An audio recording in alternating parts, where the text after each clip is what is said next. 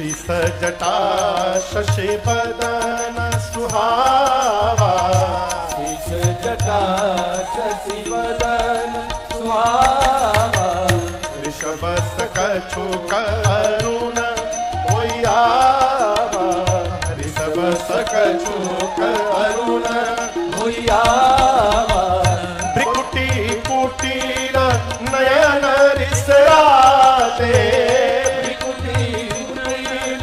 नयन रिसराते, सहज उचित वत मन रिसाते, सहज उचित वत मन रिसाते, सहज उचित वत मन रिसाते, सहज उचित वत मन रिसाते। शांत वेश परंतु करनी कठिना, बरनी न जाए स्वरूप। श्री परशुराम जी आए, पूरे शरीर पर भस्म का लेपन लगा हुआ है, विशाल ललाट पर त्रिपुंड शोभायमान है। ललाट समझते हैं ना, कपार, हाँ, उस पर त्रिपुंड शोभायमान है। सिर पर जटाओं का मुकुट है, कंधे पर दिव्य सुंदर यज्ञोपवीत सुशोभित है, कमर में मृगचर्म बंधा हुआ है, फरसा लगा है, कंधे पर अजगव धनुष विराजमान है। देखिए, गोरा आदमी जब क्रोध में आता है ना तो उसका चेहरा लाल हो जाता है, किसी की नाक लाल हो जाती है, किसी का कान लाल हो जाता है, किसी का गाल लाल हो जाता है। गोस्वामी जी कहते हैं परशुराम जी आए क्रोध में, ऋषभ कछु अरुण होइया, क्रोध के कारण चेहरा थोड़ा लाल हो गया है। जिस प्रकार बाज पक्षी को देखकर छुटकी लवा चिड़ई छुप जाती है, उसी प्रकार परशुराम जी को देखकर जितने राजा थे अभी कही रहे थे पकड़ लो, बांध लो, बंदी बना लो, धनुष बाण लेके, बाबा जी को देखते सभी राजा अपन धनुष बाण छोड़ करके लाइन में खड़े हो गए, कतारबद्ध होकर के। गोस्वामी जी कहते हैं लगे करण सब दंड प्रणाम, अपने अपने पिताजी का नाम लेकर सभी राजा श्री परशुराम जी को दंडवत प्रणाम करने लगे। श्री जनक जी महाराज ने आकर प्रणाम किया है, मेरी किशोरी मैया को बुला करके प्रणाम करवाया है। श्री परशुराम जी ने मेरी मां को आशीर्वाद दिया। अब इसके बाद श्री विश्वामित्र जी आकर श्री परशुराम जी से मिले हैं, राम लक्ष्मण जी को बुलाकर विश्वामित्र जी ने दंडवत करवाया है। और एक निवेदन मैं आपसे करूं, जो वास्तव में दिव्य है ना, उसको कहना नहीं पड़ता है कि मैं दिव्य हूं। दिव्य के दिव्यता का परिचय उसके जीवन की आभा दिया करते हैं। क्या हो? हमारे एक चाचा है, कहते हैं बाबू, जिस पुष्प में खुशबू होती है ना, उसके बगल से जाने से पता चलता है उसमें खुशबू है।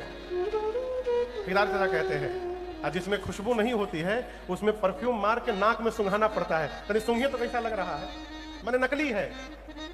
तो जैसे परशुराम जी ने मेरे प्रभु के स्वरूप का दर्शन किया, यहां गोस्वामी जी कह रहे हैं आए हैं क्रोध में, आए हैं किस रूप में? क्रोध में आए हैं। लेकिन जैसे मेरे भगवान को देखे, राम ही चितई रहे थकिलो, रूप अपार मार मद।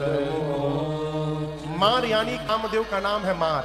कामदेव के सौंदर्य के अभिमान को चूर्ण चूर्ण करने वाला मेरा भगवान का सौंदर्य का समुद्र, रूप अपार मार मद मोचन। ऐसे स्वरूप का जैसे दर्शन हुआ, श्री परशुराम जी की मति भगवान के चेहरे में जाकर अटक गई।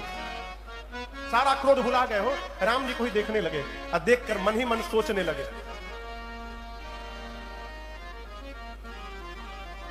क्या सोचने लगे? अरे तेरी मंद मंद मुस्कनिया पे, तेरी मंद मंद मुस्कनिया पे, अरे बलिहार राघव जी, वो बलिहार राघव जी, तेरी मंद मंद मुस्कनिया पे, तेरी मंद मंद मुस्कनिया पे, बलिहार राघव जी, वो बलिहार राघव जी, तेरी मधुर मधुर मुस्कनिया पे, तेरी मधुर मधुर मुस्कनिया पे, बलिहार राघव जी, बलिहार राघव जी।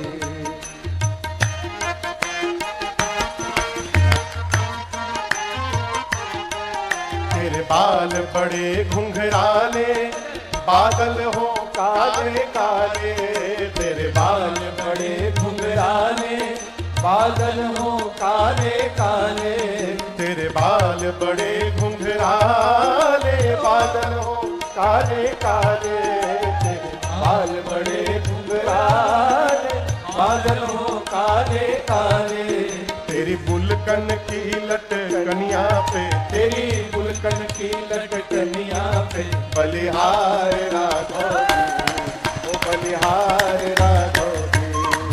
तेरी बुलकन की लटकनिया पे, तेरी बुलकन की लटकनिया पे बलिहार राघव जी, ओ बलिहार राघव जी।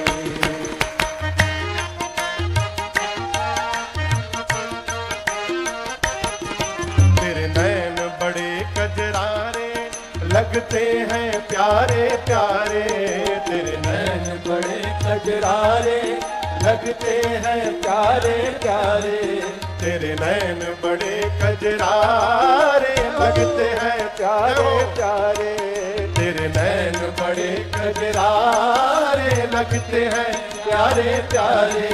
तेरी तिरछी सी चितवनिया पे, तेरी तिरछी सी चितवनिया पे बलिहार राघव जी, ओ बलिहार राघव जी।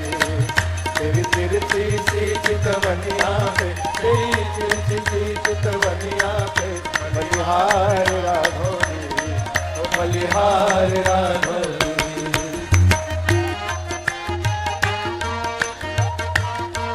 सोचने लगे तेरे संग में सिय सुकुमारी, लगेगी प्यारी प्यारे।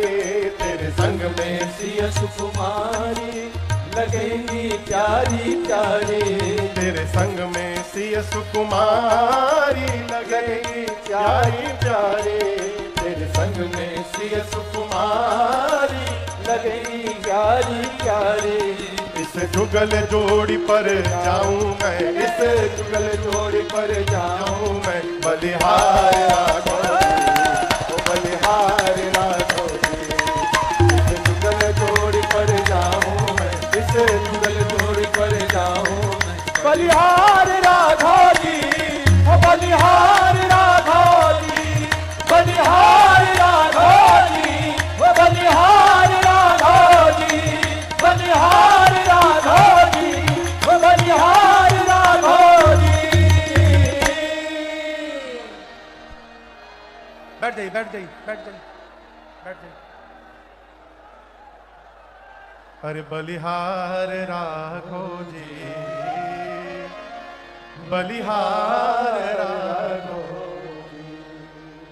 गोस्वामी जी कहते हैं श्री परशुराम जी ने जैसे भगवान के अलौकिक स्वरूप का दर्शन किया, राम ही चितई रहे थकी लोचन, रूप अपार मार मद मोचन। भगवान के स्वरूप में खो गए।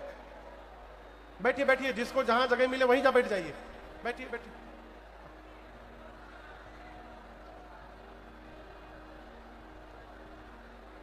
थोड़ी देर बाद श्री परशुराम जी को स्मरण में आया।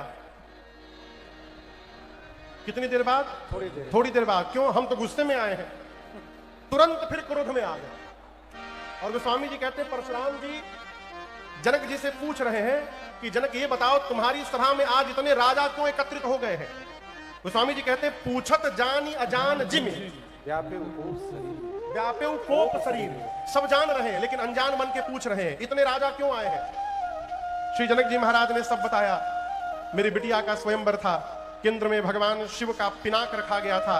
हे मुनिवर, ये समस्त राजा उसी स्वयंवर में भाग लेने आए हैं। जैसे जनक जी ने बताया और शिव जी के पिनाक के टूटे हुए खंड पर दृष्टि पहुंची श्री परशुराम जी की, गोस्वामी जी कहते हैं जिस प्रकार अग्नि में घी छोड़ने के बाद अग्नि भड़क उठे, परशुराम जी का क्रोध भड़क उठा। बोले ऐ जनक, जिसने अभी शिव के पिनाक को तोड़ा है निकाल करके उसको बाहर करो, नहीं तो जहां तक तुम्हारी राज सत्ता है उतने दूर की धरती को संकल्प करके पलट दूंगा, तुम्हारी पूरी सत्ता समाप्त कर दूंगा। पूरा समाज थर थर थर थर कांपने लगा। सीता मैया डर गई, सुनैना जी रोने लगी। ब्रह्मा जी ने बनी हुई बात बिगाड़ दी। ये बाबा जी कहां से चले आए? लेकिन दर्शन करिए, जिन जिन हल्ला ना करे,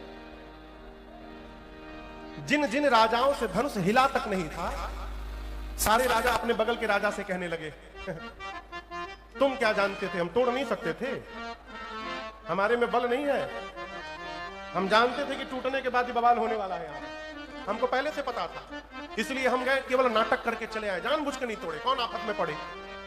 मन ही मन अपने भगवान से कहते हैं जय हो प्रभु, बचा लिया आपने, हमसे नहीं तोड़वाया, हमसे टूटता तो बाबा जी हमको तोड़ देते आज। सब भयभीत हैं और सबको भयभीत देख करके मेरे रघुनाथ जी आगे आए और आगे आकर प्रणाम करके भगवान कहते हैं नाथ शंभो धनु भंजनिहारा, नाथ शंभो धनु भंजनिहारा, होई ही के वो एक दास तुम्हारा, होई के हो एक दास तुम्हारा, आयसो काह कहिय कि न मोही, आयसो का कहिय कि न मोही, सुनी रिसाए बोले मुनि कोही, साई बोले उनको ही, सुनी रिसाए बोले उनको ही, साई बोले उनको ही। यहां दर्शन करिए, राम जी श्री परशुराम जी के सन्मुख गए और राम जी ने यह नहीं कहा कि मैंने तोड़ा है, क्या कहा, प्रभु इस धनुष को तोड़ने वाला अवश्य आपका कोई दास होगा। कौन होगा, जोर से बोलिए। राम जी कहना चाहते हैं इतना बड़ा कार्य वही कर सकता है जिस पर आपका आशीर्वाद हो, और आपका आशीर्वाद किस पर होगा, तो आपके दास पर होगा, तो ये किसी आपके दास ने किया है प्रभु। और इतना कह के भगवान अगली पंक्ति में ये कह देते हैं कि वो दास मैं ही हूं, आयस काह कहिए किन मोहि, कहिए क्या आज्ञा है मेरे लिए। लेकिन हम आपको बतावें, क्रोध की स्थिति में सामान्य वाक्य भी समझ में नहीं आता है, ये राम जी से सीखने लायक है। हमको तो कई लोग मिलते हैं जो केवल अपने बारे में बताते हैं, हम चुपचाप सुन के मुस्कुराते हैं, हम कुछ बोलते नहीं है। हाँ, वो केवल बताते हैं हम महाराज ये, हम वो, हमने ये किया, हम वो किए, हम तोप हैं, हम फट जाएंगे। अब यही अभिमान है। हमारे हरिद्वार में एक साधक हुए पूज्य श्री भिक्षु जी महाराज, उनका नाम था गीतानंद जी महाराज, उनको लोग, उनका उपनाम भिक्षु था। भैया इसके पीछे भी कहानी है। उनका नाम था गीतानंद जी महाराज। सरकार एक जगह गए तो भोजन चल रहा था, बेचारे महात्मा सन्यासी, कुछ था ही नहीं, भोजन करने बैठ गए। जो भोजन करा रहा था उसने उठा करके बाहर कर दिया, बोला भिखारी आ गया कहां से। तो उन्होंने कहा है साहब, भाषा शब्द वापस लो, तुम मुझे जानते नहीं हो मैं कौन हूं। उसने पूछा कौन हो तुम, बोले शुद्धात्मा हूं, विकारी नहीं हूं, अब भिक्षु हूं पर मैं भिखारी नहीं हूं। बोले मैं भिक्षु हूं, भिखारी नहीं हूं। और उसी के बाद स्वामी जी ने हरिद्वार में आश्रम बनाया गीता कुटीर, और आपको सुनकर आश्चर्य लगेगा भैया, वहां अखंड भंडारा, अखंड भंडारा। आप रात को 12 बजे 500 लोगों को लेकर चले जाइए, वहां बिना रुपया में भोजन मिल जाएगा। अखंड सेवा भंडारे की चलती है। वो भिक्षु जी महाराज कहते हैं, उनकी एक रचना है, कहते हैं कि तुम जो दिन रात ये मैं बकरा नियर मैं कर रहे हो, ये मैं की आवाज है आती कहां से, कौन है वहां वाणी ये आती जहां से। अरे कुछ तो बता प्यारे, कुछ तो बता प्यारे, अगर तुझको पता है, क्या मुख बोलता है या तू बोलता है। कभी सोचिएगा, बता तेरे मुख को, बता तेरे मुख को, कौन खोलता है, ये मुख बोलता है क्या तू बोलता है? कौन बोलता है? जब जब ये पता चलता है कि मैं बोलता हूं, अभिमान को जन्म देता है। और जब ये पता चलता है कि हम तो मशीन मात्र है, मेरे भीतर से भगवत कृपा बोलती है, ये अभिमान को समाप्त कर देता है। राम जी बोले आपके किसी दास ने किया है प्रभु, क्या किया है? परशुराम जी बोले दास नहीं, जिसने पिनाक को तोड़ा है वो सहस्त्र बाहु के समान मेरा शत्रु है राम। और मैं आखिरी बार कह रहा हूं, पूरी सभा सुन ले, इन्हीं राजाओं में से किसी एक ने तोड़ा होगा ना, जो तोड़ा है अपने आप लाइन से बाहर निकले कतार से, न तो मारे जय हई सब राजा। जिसने तोड़ा है बाहर निकले, नहीं तो सभी राजाओं को मार दूंगा। अब सब राजा थर थर कांपने लगे। सरकार एक राजा बगल के राजा से बोला